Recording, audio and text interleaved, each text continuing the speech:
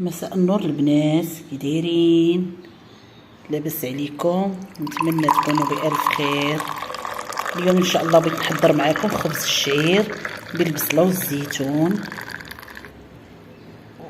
والزيت بلديه، ومع هذا الكاس ديال اتاي بالاعشاب. كيف ما شفتوا خبز كيجي رائع لذيذ هش. هانتوما شفتوا كيجي رطب ولذيذ بهذيك النكهه، بنكهه البصل والكمون مع زيت الزيتون، كيجوا رائعين. والمذاق ديال الزيتون حتى هو. غندوزو الان باش نشوفوا المقادير وكيفيه التحضير ديال هذا الخبيز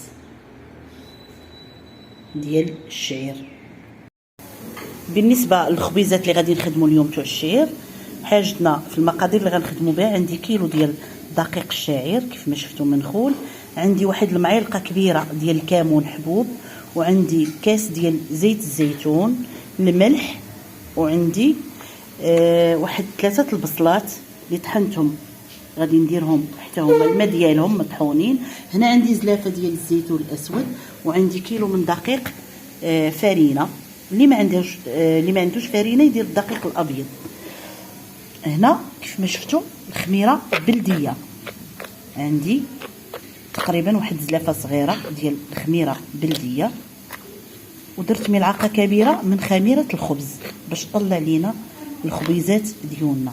كنخلطوا هذا الخليط بهذه الطريقه هذه، كنضيفوا عليه ماء البصل، عاد كنبداو نخلطوا المكونات، وكنضيفوا واحد الكاس تاع الماء باش تحل هذيك المكونات مع دقيق الشعير، لان دقيق الشعير كيشرب. عاد كنضيفوا الفرينه ونضيفوا الماء الكافي وندلكوا العجين ديالنا عادي.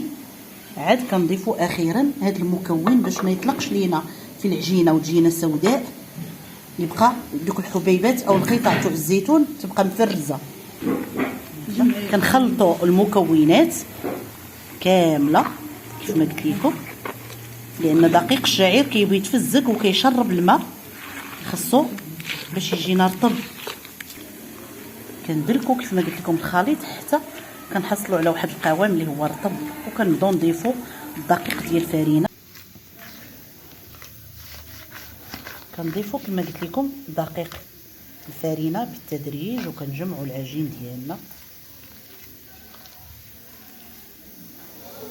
من بعد ما دلكنا العجين ديالنا كيف ما شفتوا، غادي نضيفوا الزيتون بهذه الطريقه هذه، نرشوه ونجمعوا هذا الطرف نجيبوه هنا، والطرف الاخر حتى هو نفس العمليه، هكا وهكا بحال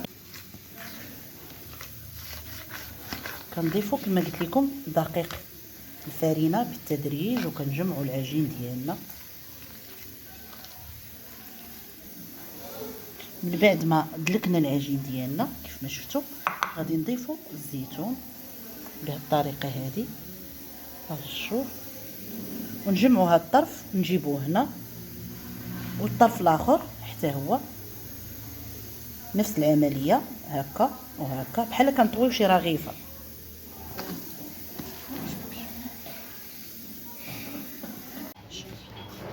بالنسبه للخبز تاع الشعير، من بعد ما خمر كنقرصوا القريصات في هذا الحجم تاع 100 غرام، وكندوزوهم في السميده او شيشه رقيقه ديال الشعير او سميده الشعير، وكنقرصوهم على هذا القياس هذا، وكنحطوهم في اللاطه حتى يختمروا، وندخلوهم للفرن يطيبوا.